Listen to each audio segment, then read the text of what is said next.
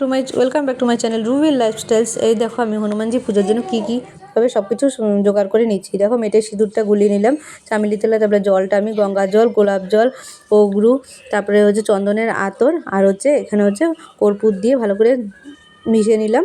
তারপর স্নানের জলটা তৈরি করার পরে ভালো করে গামছা দিয়ে ভালো করে মুছিয়ে দিলাম বাবাকে। তারপরে এই দেখো মেটের সিঁদুরটা আমি মাথা মানে কপালে আর পায়ে লাগিয়ে দিলাম। তারপরে একটা বস্ত্র স্বরূপ আমি মৌলি সুতো বাবাকে অর্পণ করলাম। আর হচ্ছে বাবার যেহেতু অত্যন্ত প্রিয় তুলসী পাতা, তো তুলসী পাতা দিলাম। তারপরে দেখো আমি গোলাপ ফুল ছিল, গোলাপ ফুলও দিয়ে দিলাম। যেহেতু গোলাপ ফুল বেশি ছিল না, একটাই ছিল, তো গোলাপ ফুল গাছের থেকে নিয়ে এসে একটাই দিয়ে দিয়েছিলাম বাবার চরণে। গোলাপ ফুল অত্যন্ত প্রিয়। আর একটা হচ্ছে অত্যন্ত প্রিয় আরেকটি জিনিস হচ্ছে চামেলির তেলের প্রদীপ। এটা না দিলে হবেই না, তো চামেলির তেলের প্রদীপটা আমি তৈরি করে নিয়েছিলাম। নিচে গোলাপ ফুলের পাপড়ি দিয়ে দিয়েছিলাম, আর 9টা আমি ওই মেটে সিঁদুরের ফোঁটা দিয়ে নিয়েছিলাম। আর তেলের মধ্যে দিয়ে দিয়েছিলাম 2টো লং আর একটু হলুদ। এতে সংসারে শ্রীবৃদ্ধি বাড়ে এবং সব কিছু মঙ্গল হয়।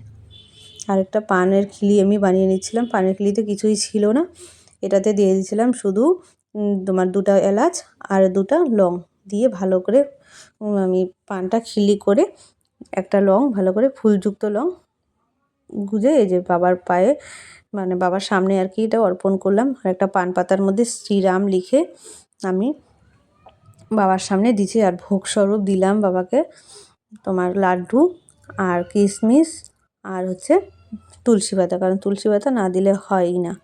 আর একটা কলাও দিয়ে দিলাম, কলাটা হচ্ছে অত্যন্ত প্রিয়।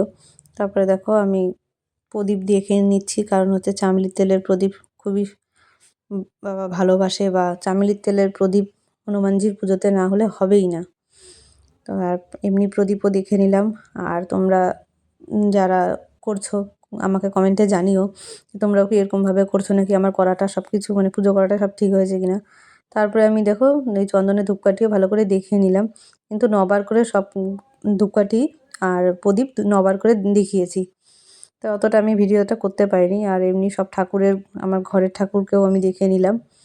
তারপর কর্পূর দেখো আর আরতি করে নিচ্ছি। কর্পূর আরতি না করলে পুজোটা যেন সম্পূর্ণ হয় না, মনটাও ভালো লাগে না। তার মাঝে আমি হনুমান চালিসাটা পাঠ করে নিয়েছিলাম, কারণ হনুমান চালিসাটা পাঠ করার সময় আমাকে ক্যামেরা করে দেওয়ার মতো কেউ ছিল না, তো পরে আমাকে মেয়ে করে দিয়েছিল, তো সেই জন্য আমি এটা দেখাতে পারলাম না। তোমাদের যদি আমার ভিডিওটা ভালো লেগে থাকে লাইক, কমেন্ট ও শেয়ার ও সাবস্ক্রাইব।